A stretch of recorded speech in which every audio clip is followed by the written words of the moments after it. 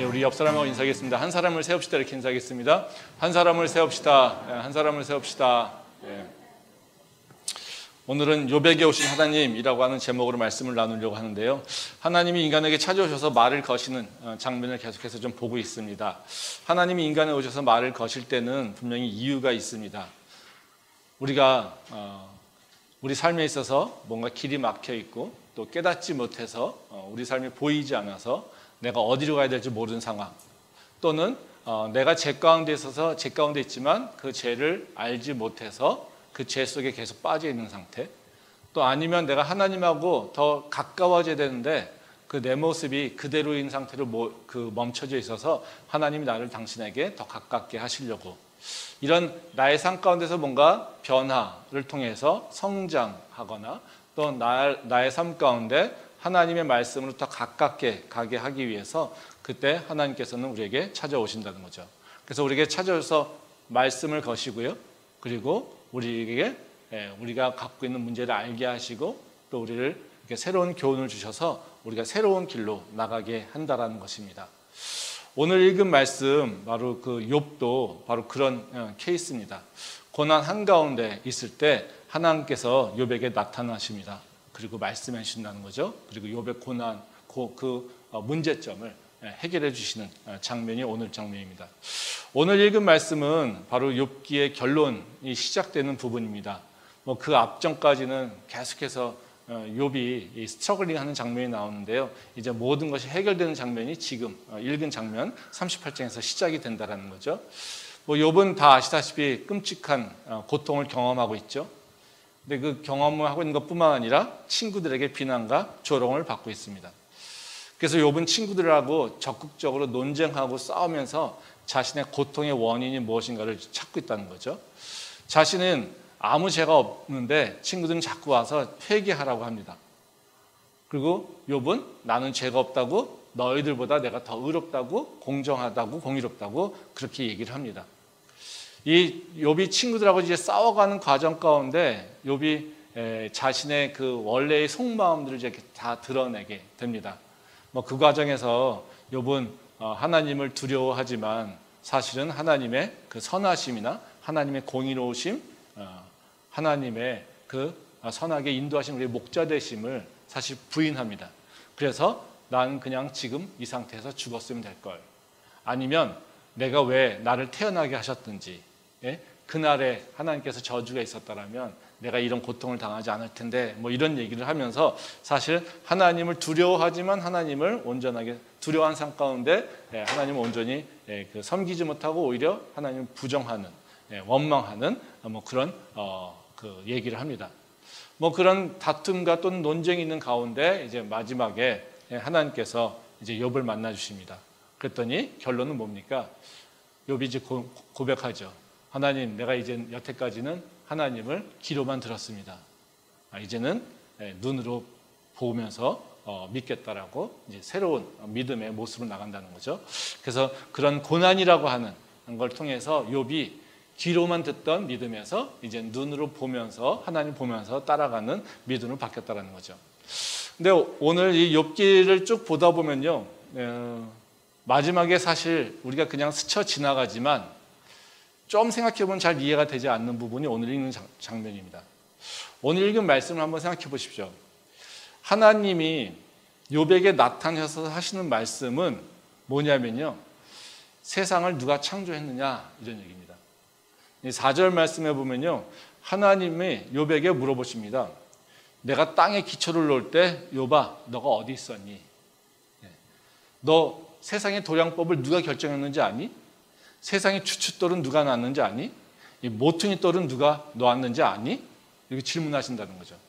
야, 너 이런 것에 대한 답변도 못하면서 네가 나한테 뭘 알겠다고 나한테 원망하면서 하고 있느냐? 이렇게 얘기를 한다는 거죠. 이런 질문들이 아주 그 세상 만물의 모든 얘기들이 39장과 40장에서 계속해서 이어집니다. 시시콜콜한 동물들의 그 나고 산 것들, 이런 것들에 대한 얘기가 계속 질문이 이어집니다. 근데 욥은 다 대답을 못하고 있죠. 근데 이런 얘기를 듣고 욥이요, 회개를 합니다. 참 저는 이거 장면이 이해 잘 안 되더라고요. 한번 생각해 보세요. 이 욥이 이런 하나님이 이 세상의 창조주야, 하나님이 이 세상의 주춧돌을 놨고 하나님이 이 세상의 도량법을 다 세우셨고 하나님이 천지만물 모든 동물의 나고 죽음까지 다 관리하시고 통제하시는 분이야. 통치하시는 분이야. 이런 얘기를 들으니까 욥이 내가 고난이 나한테 왜 고난이 왔습니까? 나를 저주하시죠. 뭐 이러면서 했던 그 모습에서 갑자기 하나님 내가 이제 당신을 새롭게 믿습니다. 이렇게 얘기한다라는 거죠. 이해가 되십니까? 한번 생각해 보세요. 여러분들이라면 여러분이 욥의 입장에 있다라면 내가 막 고난 가운데 있을 때 하나님이 이렇게 말씀하시면 하나님 정말 맞네요. 내가 이제 다 모든 걸 회개합니다. 이러고 엎드릴 수 있을까요? 좀 더 리얼하게 얘기하면요.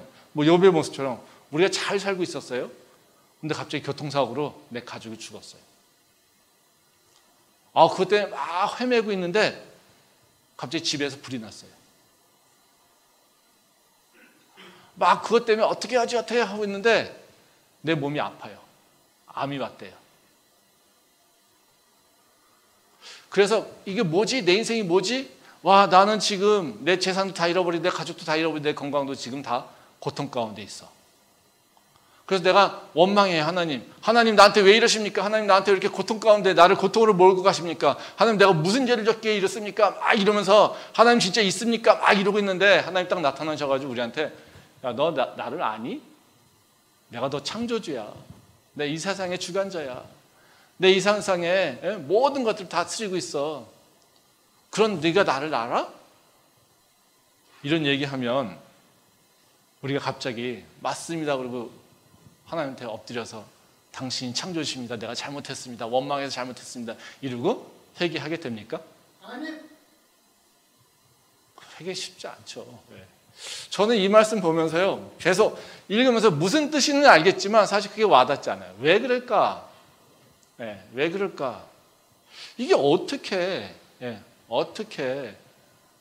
하나님이 창조주라고 하는 사실, 하나님이 이 땅의 통치자라고 하는 사실이 욥을 엎드리게 했을까? 우리가 살면서 하나님이 창조주라고 하는 그 믿음의 고백이 우리 삶에 영향이 있습니까? 하나님이 이 세상의 주관자라고 하는 그 사실을 우리가 기억할 때 내 신앙이 바뀝니까? 우리는 잘 안 바뀐다는 거예요. 잘 엎드려지지 않는다는 거죠. 근데 욥은요, 하나님한테 얘기하시는 게 뭐냐면 너는 기억해라 내가 누군지를. 고난 가운데 있는 사람한테 너는 그 고난을 해결하기 위해서는 뭘 해야 되라고 얘기해 주는 것이 아니라요, 너는 기억해야 돼 내가 너의 창조주인 것을. 너는 기억해야 돼 내가 이 세상의 주관자인 것을. 내가 이 땅의 통치자야. 이것을 얘기하고 있다는 거죠. 우리한테는 별로 중요하지 않은데 우리한테는 그냥 그렇게 기억나거나 그것 때문에 나의 삶에 내 신앙이 변함을 줄 수가 없는데, 근데 성경에서는 바로 이 말씀의 선포가 고난 가운데 울부짖며 죽음 앞에서 하나님을 원망하며 애통하며 혼자 아파하고 있는 사람의 그 모습을 완전히 바꿔버린다는 거예요. 거기엔 분명히 이유가 있겠죠. 그래서 오늘 제가 나누려고 하는 말씀은요, 다른 말씀이 아니라 욥을 통해서 하나님께서 말씀해 주시는 것이 무엇일까? 분명히 욥을 통해서 이렇게 말씀하시는 것은 바로 지금 우리에게도 우리가 고난 가운데 막 울부짖고 있을 때 하나님께서 우리한테 오셔서 말씀하시는 거 아마 비슷한 얘기 아닐까요? 아마 그런 비슷한 얘기를 들었을 때 우리가 어떻게 이해해야 될지, 어떻게 반응해야 될지를 한번 생각해 보려고 합니다. 그래서 오늘 초점은 하나님께서 욥에게 나타나서 욥의 문제를 뭘 얘기하고 있는지, 또 그 문제를 왜 우리가 신앙 가운데 벗어나야 되는지, 이 부분에 대해서 같이 한번 생각을 좀 해보도록 하겠습니다. 먼저 가장 우리가 먼저 해결해야 되는 문제는 뭐냐면요, 하나님께서 분명히 욥에게 찾아오신 것은 욥의 문제를, 모르고 있었던 문제를 드러내려고 하시는 부분이 있었다는 거죠. 그러니까 하나님이 욥을 통해서 드러내고자 하는 문제는 뭐였냐면요, 바로 욥이 갖고 있는 신앙의 특성입니다. 욥의 신앙은 하나님을 바라보고 있었지만 사실 욥의 신앙의 방향성은 하나님이 아니라 자기 자신에게 있었습니다. 그러니까 내가 얼마나 잘 먹고 잘 사는가 이것에 관심이 있었지 하나님이 누구인지 하나님이 어떤 존재인지에 대해서는 그렇게 관심이 있지 않았다는 거예요. 말씀 한번 보겠습니다. 욥기 1장 9절에서 11절 말씀입니다. 사탄이 여호와께 대답하여 이르되 욥이 어찌 까닭없이 하나님을 경외하리이까? 주께서 그와 그의 집과 그의 모든 소유물을 울타리로 두르심 때문이 아니니까. 주께서 그의 손으로 하는 바를 복되게 하사 그의 소유물이 땅에 넘치게 하였음이니이다. 이제 주의 손을 펴서 그의 모든 소유물을 치소서. 그리하시면 틀림없이 주를 향하여 욕하지 않겠나이까. 이 말씀은 이제 욥이 시험을 당하는 이유에 대해서 설명하고 있는 말씀입니다. 하나님이 욥에 대해서 사탄에게 칭찬을 합니다. 그랬더니 사탄이 욥에 대해서 다른 평가를 합니다. 하나님, 욥이 왜 그렇게 말씀을 잘 지키면서 성실하게 살고 있는지 아세요? 다 이유가 있어요. 욥이 믿음이 좋아서, 욥이 의인이라서 그런 게 아니에요. 하나님이 욥한테 축복해 주니까 그래요. 이렇게 얘기하는 거예요. 사실 이 사탄의 얘기를 하나님이 모르는 건 아닙니다. 그러니까 사탄의 입을 통해서 뭘 하고 있는 거냐면요, 바로 욥의 신앙에 대해서, 욥의 문제점에 대해서 고발하고 있는 거예요. 여기서 사탄이라고 하는 역할은요, 바로 고발자의 역할을 지금 하고 있는 거예요. 즉 사탄이 보기에 욥이 성실하게 열심히 사는 이유는 다른 것이 아니라 바로 욥이 자신의 그 축복을 위해서 열심히 사는 거예요. 하나님한테 축복받기 위해서 열심히 살고 있는 거예요. 하나님이 좋아서 하나님을 사랑하니까 하나님과 관계가 중요하니까 이런 거 아니에요. 자기 자신의 그 축복을 위해서 그러고 있어요. 그러니까 욥 신앙은요, 그 목적이 좀 의심돼요. 이것을 얘기하고 있는 거죠. 그래서 욥의 신앙적 특성은 뭐겠습니까? 지금 고발하고 있는 거는 자기가 잘 먹고 잘 살기 위해서 하나님한테 충성되는 모습으로 있으려고 한다는 거죠. 말씀 한번 더 보도록 하겠습니다. 욥기 1장 4절과 5절 말씀입니다. 그의 아들들이 자기 생일에 각각 자기의 집에서 잔치를 베풀고 그의 누이 3명도 청하여 함께 먹고 마시더라. 그들이 차례대로 잔치를 끝내면 욥이 그들을 불러다가 성결하게 하되 아침에 일어나서 그들의 명수대로 번제를 드렸으니 이는 욥이 말하기를 혹시 내 아들들이 죄를 범하여 마음으로 하나님을 욕되게 하였을까 함이라. 욥의 행위가 항상 이러하였더라. 이 말씀은 이제 욥이 어떻게 믿음의 행동을 했는가 이것을 잘 보여주고 있죠. 그래서 이 행동적 특성에서 보게 되면 욥이 어떤 신앙을 갖고 있는지를 보여주고 있어요. 욥은 여기 보면 뭐라고 합니까? 욥이 자녀들이 이제 잔치를 한다. 이게 잔치라고 하는 건 파티죠. 지금 얘기는 파티입니다. 파티를 하고 나면 죄가 있을까 봐요. 번제를 드렸다는 겁니다. 그러니까 이 욥이 자기의 죄가 없기를 또 자녀들의 죄를 통해서 자기네 집안에 죄가 들어오지 않기를 원했다는 거예요. 그럼 왜 그랬을까요? 죄가 있게 되면 욥의 가정 가운데 바로 그 하나님의 징벌이 있을 거기 때문에. 그래서 욥은 지금 어떤 생각을 하고 있는 거예요? 자기네 집에 또는 자기들 자녀들 가운데 죄가 남아있지 않기를, 죄를 해결하려고 한다는 거예요. 근데 그 죄를 해결하려고 열심히 번제도 드리고 열심히 율법도 지키면서 행동하게 된다는 거죠. 그래서 그 죄를 없애려고 했었던 이유는 뭡니까? 자기네 집에 재앙이 없기를 원했다는 거죠. 이 욥을 보면요, 이게 되게 지혜로운 사람이긴 해요. 우리가 이제 일을 하면서 그런 건데요. 그러니까 내가 원하는 걸 잘 얻기 위해서는 2가지 방법이 있을 수 있어요. 내가 원하는 것을 얻기 위해선 하나는요, 그 일을 정복하는 방법이 있어요. 그럼 그 일에 대해서 어떤 열매를 맺을 수 있겠죠. 또 다른 하나는 뭐냐면요, 그 일을 할 수 있도록 정통한 사람이 자기를 도울 수 있도록 하면 돼요. 그렇죠? 사실 그러니까 우리가 이제 제 친구 중에 한 친구가 이게 뭐가 있으면 잘 연락 안 하다가도 이렇게 연락하는 친구가 있어요. 그러면 오랜만에 연락 오면 다 우리는 딱 어떤 전화를 받으면 어떤 생각합니까? 이거 뭐 때문에 전화했지? 이런 생각하지 않아요? 그렇죠? 예. 근데 저는 그런 모습이 뭐 꼭 나쁘지는 않아요. 예. 왜냐면 되게 지혜롭잖아요. 예. 자기 원하는 것들을 어떻게 이룰 것인가를 아는 사람이에요. 그러니까 우리가 그런 거죠. 그 컴퓨터를 잘 해서 내가 원하는 정보를 다 얻고 싶어요. 그렇죠? 예. 그러려면은 컴퓨터를 통해서 내가 잘 다뤄서 내가 그걸 잘 이용하고 싶어요. 그러면 어떤 방법이 있습니까? 내가 컴퓨터 공부를 열심히 하면 돼요. 그래서 컴퓨터의 원리를 다 파악해서 문제가 있으면 그 원리를 다 이렇게 찾아내서 해결하면 되죠. 예. 그런 방법이 있어요. 또 다른 방법은 뭡니까? 컴퓨터를 잘 아는 놈을 알고 있으면 돼요. 그래서 내가 컴퓨터에 대해서 문제가 있으면 누구한테 전화하면 돼, 누구한테 물어보면 돼, 이걸 정확히 알고 있으면 돼요. 그렇죠? 예. 둘 중에 하나만 갖고 있어도요, 예, 해결할 수 있어요. 그러니까 어떤 사람은 일하는 방식이 내가 컴퓨터 하다가 문제가 생겼어요. 그러면 어떻게 해요? 책 보고 열심히 하거나 뭐 계속해서 서핑해가지고 해결점을 찾는 사람이 있어요. 또 어떤 사람은요, 그냥 친구한테 전화해요. 야, 내 컴퓨터가 이래. 이런 문제가 생겼어. 예? 이거 어떻게 해야 돼? 이러고 한 사람이 있어요. 둘 다 결론은 어떻습니까? 해결돼요. 예. 과정이 어떻든지 간에. 그래서 자기가 갖고 있는 문제를 해결할 수 있다는 거죠. 우리가 축복이라고 하는 것도 마찬가지예요. 축복을 받기 위해서 우리가 할 수 있는 게 뭐겠습니까? 내가 축복받는 길을 알아서 그것을 잘 지키면 돼요. 그러면 유대교 신앙이나 또는 좋은 믿음을 갖고 있을 때 우리가 갖고 있는 가장 기본적인 원칙은 뭡니까? 네가 죄를 짓지 않으면 하나님 축복이 있어. 네가 율법을 잘 지키면 하나님 축복을 받아. 그게 신명기적 사고잖아요. 그렇죠? 그러니까 우리가 율법을 잘 지켜서 하나님한테 선하게 행동하면 하나님 뭐예요? 우리한테 축복 주신다 약속했으니까. 그래서 우리가 축복을 얻는 방법은 하나는 뭡니까? 내가 율법을 잘 지키면 돼요. 그렇죠? 또 다른 건 뭡니까? 내가 죄를 다 지을 수 없어. 죄를 다 이겨낼 수 없어. 그럼 어떻게 하면 돼요?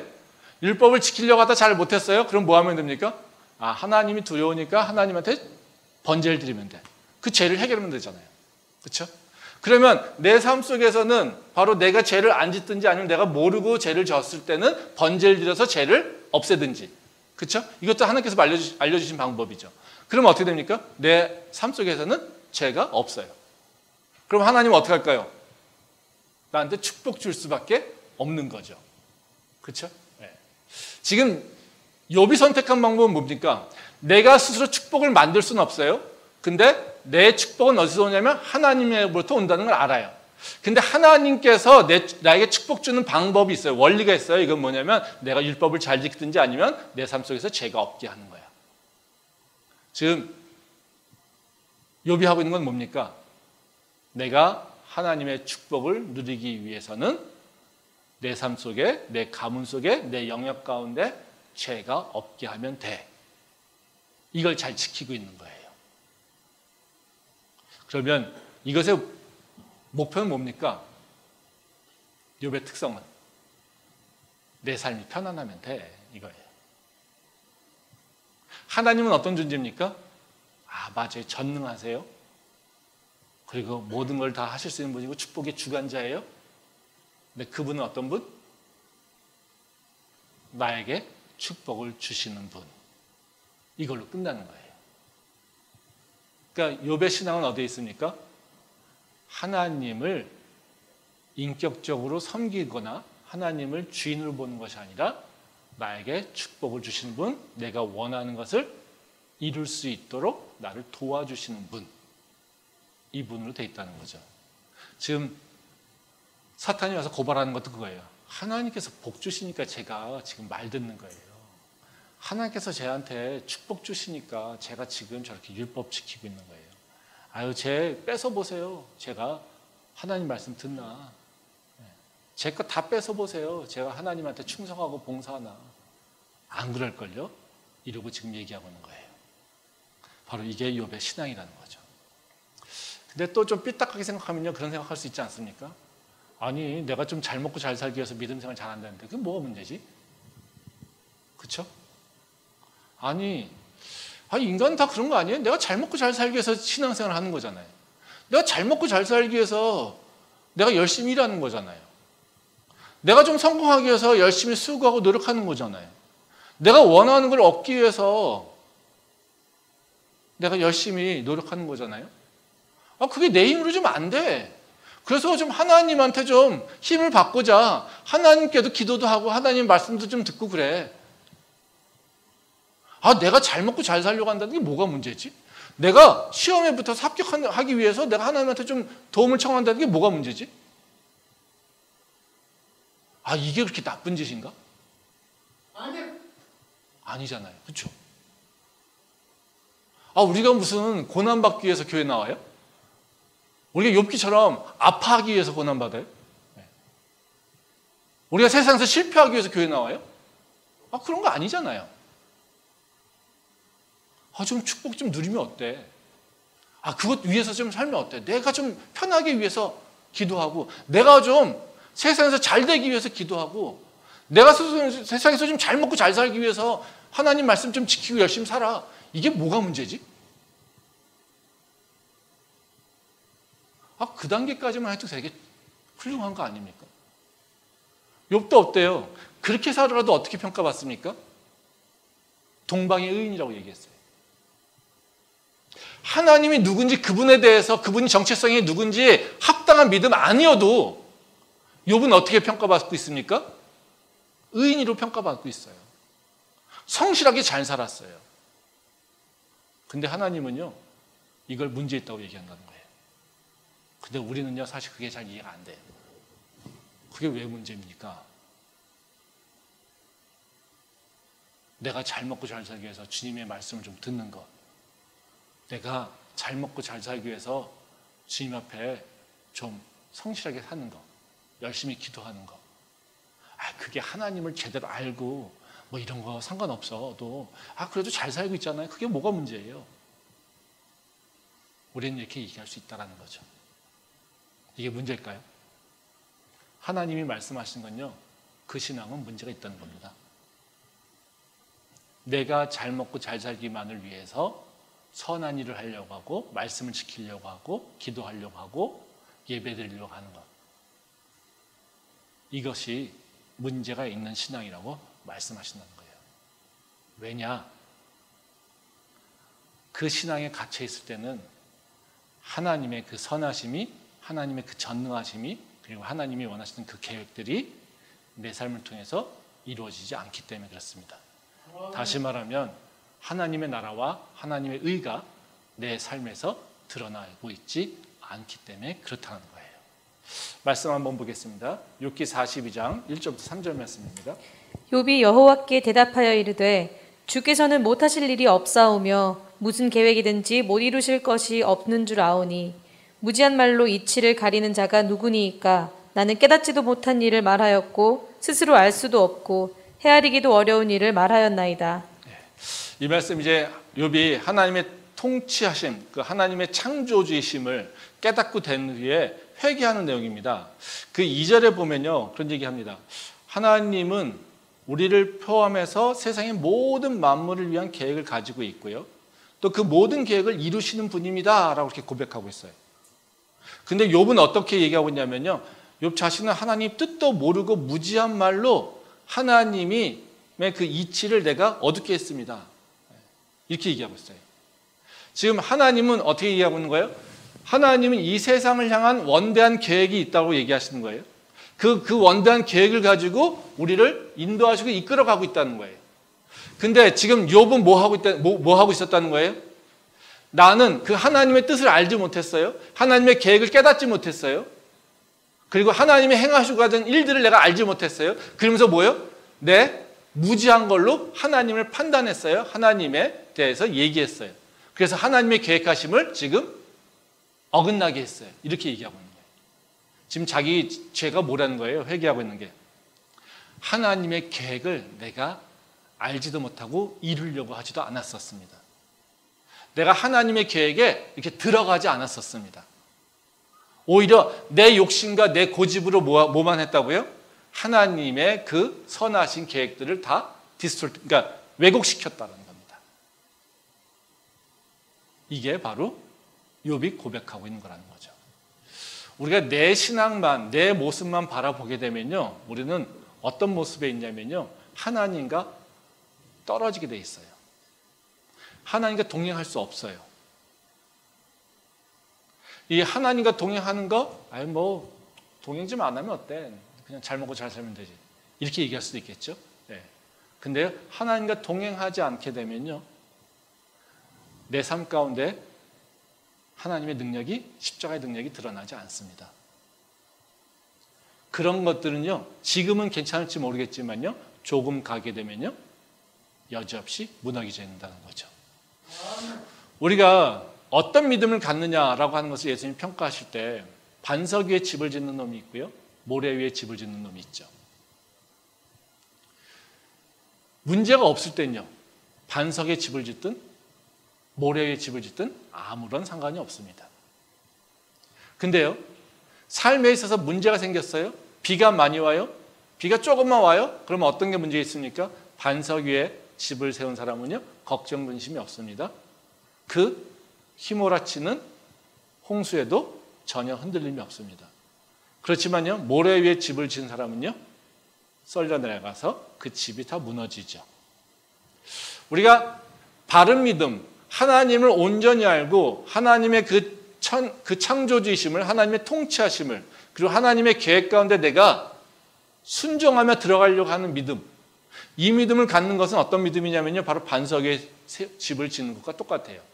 근데 그게 아니라, 하나님이 아니라 내 이익과 내 평안함과 내 즐거움과 내 잘됨과 내 건강함을 위해서만 살게 된다라면, 지금은 문제 없는 것 같지만 바로 그 비가 오거나 바람이 불거나 조금 태풍이 오게 되면 여지없이 무너질 수 있는 그런 연약한 믿음밖에 되지 않는다라는 거예요.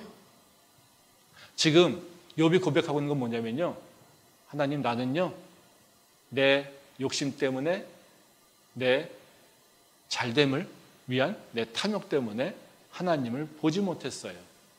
그리고 나는 내 작은 그 혀로 하나님의 그 원리나 하나님의 말씀을 왜곡시켰어요. 이러고 회개하고 있다는 거죠. 우리가 고난을 통과할 때 하나님의 통치하심, 하나님의 전지전능하심을 기억하는 것은 되게 중요합니다. 내가 고난 가운데 하나님의 통치와 하나님의 그 전지전능하심과 하나님의 그 창조주이시며 통치자이신 것을 기억하지 못할 때 우리는요, 그 고난을 이겨낼 수가 없어요. 그리고 고난 앞에 그냥 무너지게 된다는 거죠. 우리가 예수를 좀 잘 믿었어요. 근데 고난이 왔어요. 그럼 우리가 가장 먼저 우리가 마음속에 드는 게 무슨 생각일까요? 하나님의 공의, 하나님의 공정, 이런 것들이 내 마음속에 들어와요. 그렇죠? 사실 내가 열심히 했어요. 근데 내가 원하는 결과를 얻지 못했어요. 그러면 우리 마음속에 무슨 생각이 듭니까? 하나님, 공의로워요? 하나님, 당신 정말 살아있어요? 이런 생각을 하게 되죠. 네. 물론 열심히 안 해가지고요, 내가 그냥 나 스스로 그냥 문제 있어, 나 그냥 노력 안 했네, 이런 생각 있으면 뭐 그렇게 크게 문제는 없어요. 네. 근데 내가 정말 어려운 문제 뭐냐면 내가 죽도록 했어, 내가 정말 열심히 했어, 근데 잘 안 돼. 이러면 우리한테 들어오는 문제는 뭐냐면요, 하나님의 공정, 하나님의 공의라는 거죠. 그래서 우리는 그 공의에 하나님을 놓쳐버려요. 그러니까 그 불공정에 대해서 우리는 이겨낼 힘이 없다는 거죠. 사실 우리한테 오는 고난이라고 하는 건요, 사실 불공정하고 연계되어 있어요. 왜 그렇습니까? 하나님은 공의로우십니까? 하나님은 불공정하십니까? 하나님은 공의로우신 분이에요. 근데 우리는 어디 삽니까? 세상이에요. 그러면 하나님이 통치하는 방식이 뭡니까? 모든 게가 언제나 다 공정한 세상을 하나님께서 만들고 계실까요? 그렇지 않아요. 하나님은요, 불공정한 걸 공정으로 만들고요, 공정한 거면 다시 인간은요, 또 다시 불공정하게 만들고요, 그 인간은 다시 불공정하게 공정하게 만든 하나님의 그 세상을 다시 불공정하게 만들어요. 이게 뭡니까? 죄예요. 그러니까 우리가 세상이 죄가 없을 때는요, 하나님의 통치가 온전히 있어요. 그러면 그 세상은 어때요? 항상 공정해요. 근데요, 이 세상에 죄가 들어왔어요. 그럼 죄가 들어온 이상 그 하나님이 공정한 세상은요, 깨지게 돼 있어요. 깨져요. 그러면 불공정으로 오죠. 그럼 불공정했던 걸 하나님 그냥 놔두시겠어요? 아니요. 공정한 세상을 바꿔요. 그러면 그 공정한 세상을 바꿀 때 그러면 인간은요, 다시 또 이걸 불공정으로 바꿔요. 생각해 보세요. 하나님의 통치라고 하는 건 어떤 상황이냐면요, 인간의 죄 때문에 들어온 불공정을요, 공정으로 바꾸는 과정이에요. 예수님이 우리한테 오셔서 하신 일이 뭡니까? 죄로 가득한 세상, 불공정한 세상을요, 예수님의 십자가로요, 다 모든 죄를 사하신 거예요. 그래서 공정한 세상의 그 원칙이 만들어진 거예요. 이 과정 속에서 우리는 살아가고 있는 거예요. 그러면 우리는 어떤 크로스 섹션으로 어떤 한 시점만 보면요, 우리가 살고 있는 세상은 어떨까요? 하나님은 불공정한 것을 공정한 세상으로 살고 있어요. 우리는 어디에요? 그 사이에 있어요. 그럼 내가 살고 있는 세상을 딱 보면 어떨까요? 불공정하죠. 왜? 죄에 묶여 있을 때, 죄의 세상에 노출되어 있을 때, 죄의 세상 가운데 내가 붙잡혀 있을 때, 우리는 그것만 바라보면 불공정한 세상이에요. 근데 내가 지금 갖고 있는 그 세상은 어떤 세상이에요? 하나님이 공정으로 바꾸고 있는 과정 가운데 있어요. 그러니까 하나님이 통치하시는 것은 불공정을 공정으로 바꾸시는데, 나는 어디에 있냐면 그 사이 가운데 있다는 거죠. 그렇기 때문에 나는요, 불공정을 느낄 수밖에 없어요. 그러니까 우리는 하나님한테 원망하게 된다는 거죠. 한번 생각해 보세요. 다윗의 케이스를 한번 생각해 봅시다. 다윗의 인생이 공정합니까? 불공정합니까? 불공정의 인생들을 살았어요. 다윗이 한번 사울에게 쫓겨다녔죠. 왜 쫓겼습니까? 무슨 죄가 있길래? 아무 죄가 없잖아요. 사울한테 쫓겨날 이유가 없어요. 다윗은 열심히 가서 싸웠어요. 열심히 피를 불어서 사울을 만족시켜줬어요. 그렇죠? 근데 전쟁에서 큰 승리하고 나니까 사람들이 막 다윗을 칭송해요. 그랬더니 그것 때문에 사울이 시기가고 질투 났어요. 그래서 다윗을 죽이려고 해요. 다윗이 무슨 죄를 졌어요? 그래서 다윗을 쫓겨다녀요. 쫓겨다니면서 다윗이 뭘 얘기했겠습니까? 하나님 어디 계십니까? 하나님 어찌해서 나한테 왜 이러십니까? 지금 다윗이 경험하고 있는 세상은 어떻습니까? 공정한 세상입니까? 완전 불공정하죠. 자기는 잘못한 게 아무것도 없어요. 근데 자기는 지금요, 쫓기고 있어요. 저 사울이라고 하는 놈은요, 세상에서 권력을 갖고 있고요, 모든 군대를 가지고 있어서요, 나같이 힘이 없고 나같이 아무런 죄가 없는 놈을요, 죽이려고 하고 있어요. 나는요, 힘이 없으니까요, 잘못한 게 아무것도 없는데요, 쫓겨가고 있어요. 이게 공정한 세상이에요? 완전 불공정한 세상이죠. 근데 하나님은 어떻게 하십니까? 이 세상을 계속하게 하십니까? 아니요. 공정으로 바꾸죠. 그래서 결국엔 어떻게? 다윗이 이기게끔 만들죠. 근데 고난이라고 하는 것은 다 어떤 상황입니까? 다윗이 쫓기고 있는 상황을 우린 고난으로 표현해요. 그러니까 내 인생에서 고난이라고 하는 때는 어떤 때냐면요, 하나님이 공정을 만들었지만 인간들이 죄 때문에 불공정한 세상을 만들었어요. 그 불공정한 세상이 내게 영향이 왔어요. 그래서 나는 지금 어떻게 해요? 하나님이 만들어가는 공정의 세상으로 내가 전환해가는 과정 가운데 있다는 거예요. 그때 내 모습엔요, 뭐가 있습니까? 나를 계속 불공정으로 이끌어가고 있는 바로 그 죄악들이 있어요. 또 하나는 어떤 게 있습니까? 나를 공정으로 이끌어가고 있는 하나님의 선하신 계획과 뜻이 있어요. 이 두 가지가 있다는 거예요. 근데 이 두 가지 가운데 내가 하나님의 그 선하신 뜻을 놓쳐버리고 있다면, 그냥 내가 잘 먹고 잘 사는 거면 초점이 맞춰 있다라면 나는 하나님의 선하신 계획 보지 못합니다. 공정으로 이끌어가고 있는 그 세상을 하나님의 그 선하신 계획을 내가 깨닫지 못해요. 그렇기 때문에 이걸 뭘요? 놔버려요. 그리고 여기서 싸우게 된다는 거예요.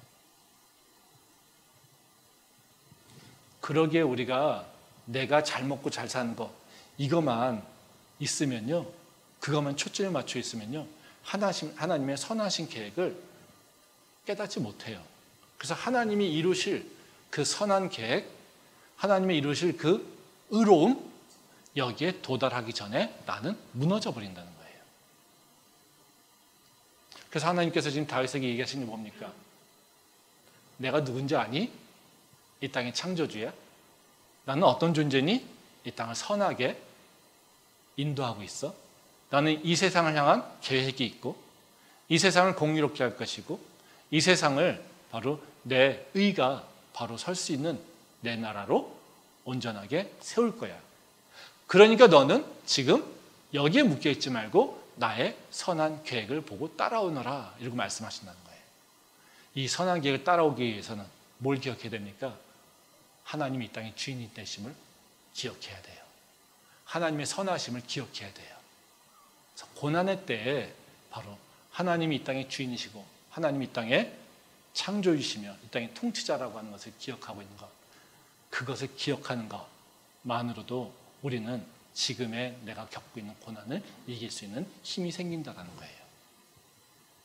전혀 우리가 세상에서 한순간의 믿음 가지고요, 자꾸 하나님이 없다라고 얘기하는데, 지금 오늘 말씀하신 것처럼 내가 이 땅의 창조주라고 하는 그 사실을 기억할 때 우리는 하나님의 선하심을 오히려 다시 기억할 수 있다는 겁니다. 우리가 하나님의 전지전능하심과 그 창조주의심을 기억하지 않고 내 삶 속에 또 잘됨만 가지고 얘기할 때 또 고난을 이길 수 있는 힘이 없는 이유가 또 있습니다. 그 이유는 뭐냐면요, 문제는 나를 잘 돌아보지 않는다는 거예요.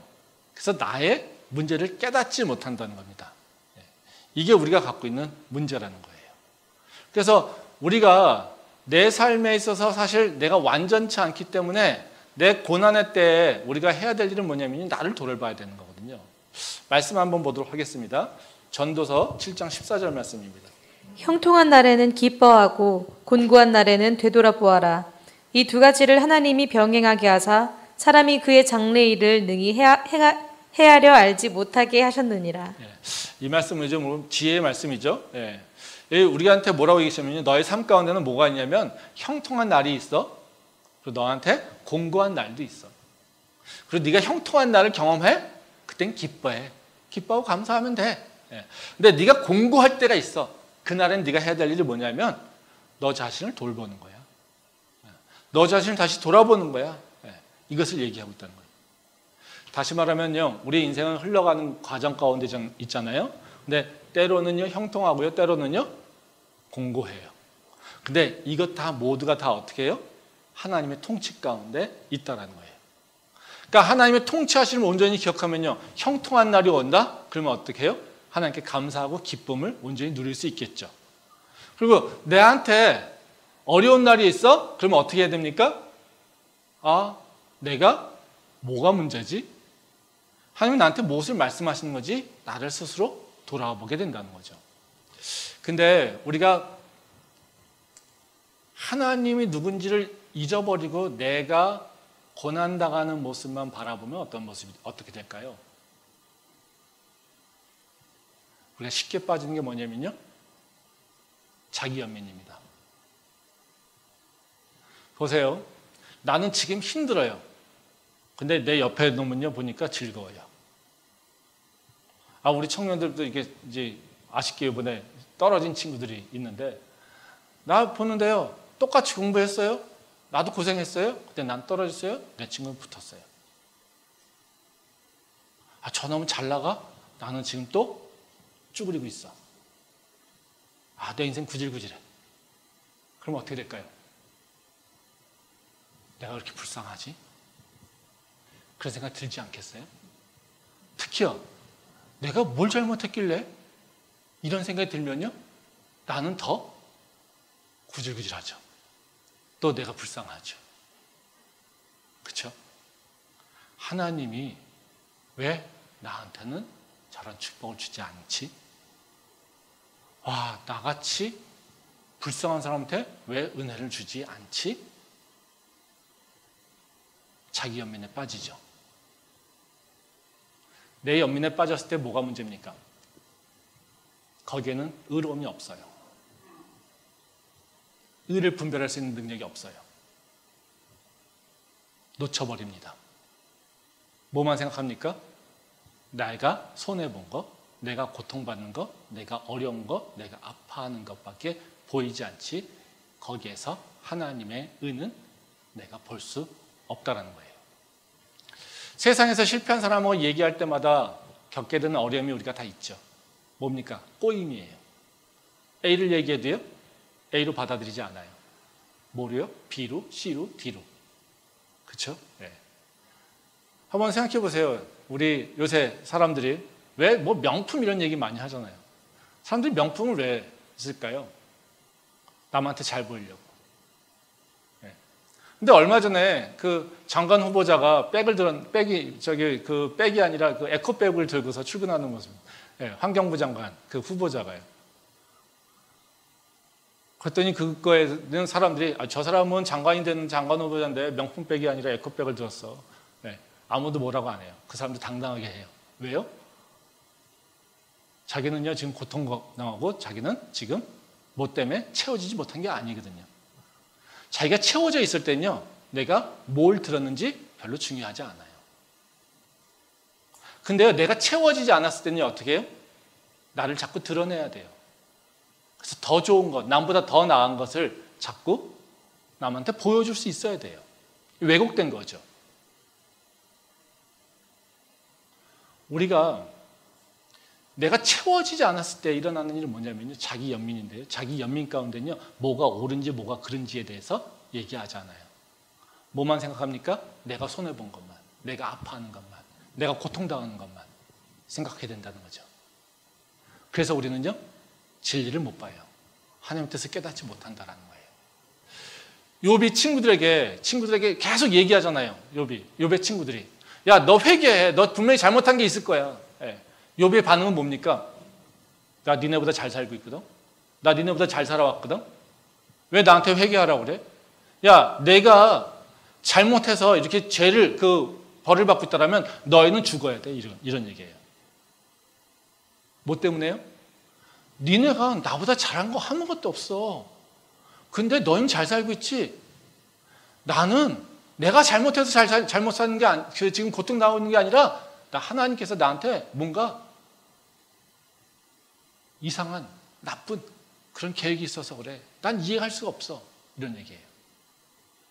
지금 욥하고 그 30장까지 거의 37장까지 나오는 그 논쟁 가운데 욥이 주장하는 거 뭐냐면요, 나 죄 없어예요. 나 죄 없어. 나 잘못한 거 없어 이거예요. 근데 결국에 욥은 어떻습니까? 하나님이 이 땅의 주인이시라고 하는 것을 깨달았을 때 욥은 자기의 의로움을 주장하는 것이 아니라 오히려 자기의 잘못됨을 회개한다는 거예요. 그게 우리가 내 잘됨만 가지고 신앙생활 하는 게 아니라 하나님이 누군지를 바라보면서 그 하나님의 주인 되심, 하나님의 세상의 창조주이심, 하나님의 통치자이심을 내가 바라보면서 신앙생활할 때는 완전히 다르다는 거예요. 마지막으로 말씀 보고 마무리하도록 하겠습니다. 욥기 42장 4절 말씀입니다. 내가 말하겠사오니 주는 들으시고 내가 주께 묻겠사오니 주여 내게 알게 하옵소서. 우리가 고난 가운데 하나님이 누군지를 알게 됐을 때 우리가 해야 될 일이 있습니다. 다른 것이 아니라 바로 이 말씀이죠. 지금 욥이 지금 뭐라고 얘기합니까? 내가 말하겠사오니 주는 들으시고 내가 주께 묻겠사오니 주여 내게 알게 하옵소서.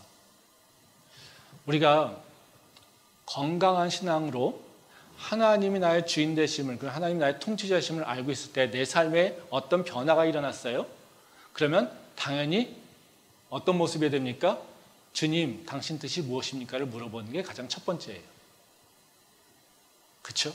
내가 잘했는데 왜 나한테는 이러지지? 이 얘기가 아니에요. 지금 욥이 나 의로워, 나 잘못한 거 없어, 내가 너네들보다 더 잘 살았거든?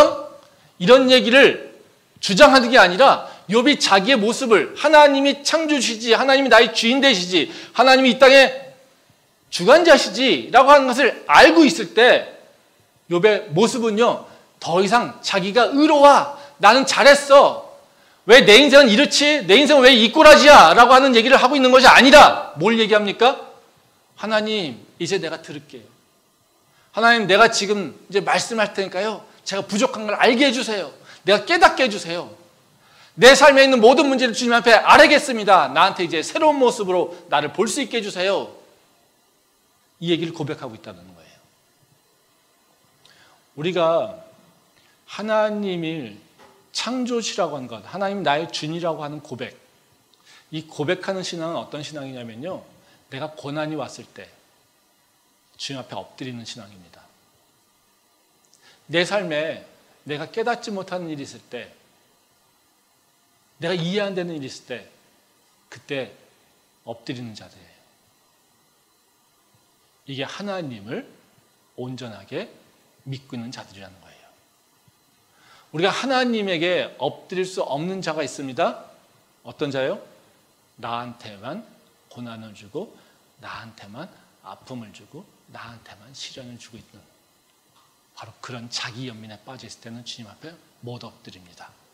아멘.